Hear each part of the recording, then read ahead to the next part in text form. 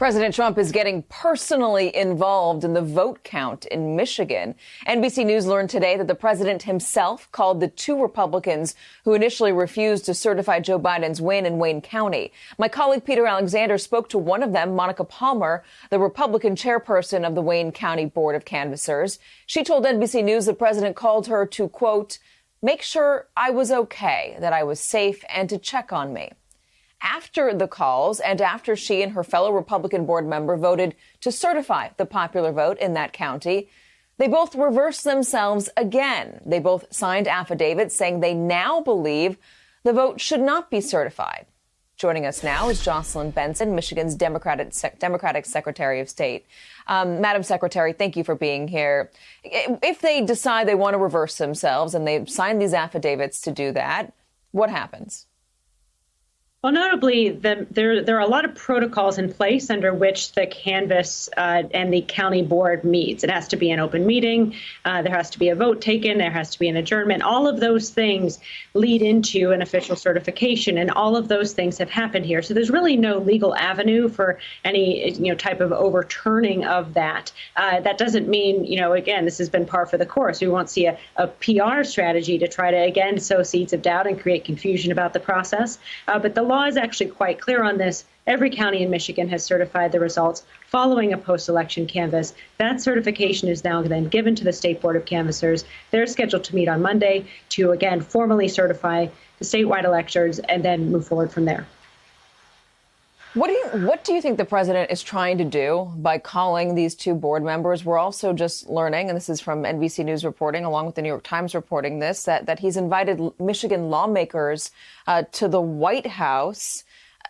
It's unclear exactly why he's inviting Republican Michigan lawmakers to the White House, but I do know that the Republican Senate Majority Leader in your state had already told Bridge, Michigan, and a newspaper, a local paper, that they can't overturn or they can't use the electors to try and overturn the popular vote. The popular vote is the popular vote.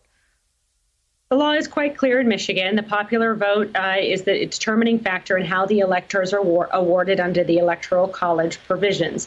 In addition to that, importantly, the procedures and the actual election itself, which has occurred, the people have voted, have been really held up under extraordinary scrutiny to confirm that there is no evidence of irregularities or fraud or any other reason to have concern. There have been no concrete allegations made in that regard. And certainly if they were, the Attorney General would investigate them as has happened continuously whenever there are sporadic instances like that. So I think it's also important to just focus on the facts and the data and the truth, which is we've had an election. Every county certified the election.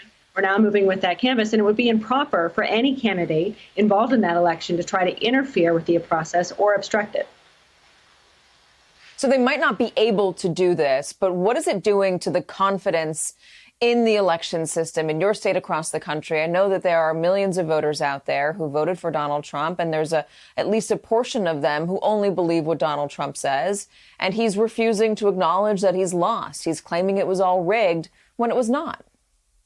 And that therein really lies what's at the heart of this matter. This is, continual attempts to confuse the public and sow seeds of doubt amongst the electorate about what is actually a very secure, objectively and data-driven, secure election that had extraordinarily high turnout. Was a great success, frankly, in our state and throughout the country to have a high turnout election in the midst of a pandemic. And yet that success is being obscured by this ongoing effort to erode the public's confidence, wrongly so, in, again, what was a very accurate election, certainly in Michigan. And so that's really, I think, this is a moment. We'll get through this moment. But moving forward, we do have to address how to come together as a country to ensure that people can restore their faith, that, and rightfully so, no matter how someone voted or who they voted for, they have every reason to have confidence in the results of the election as an accurate reflection of the will of the people.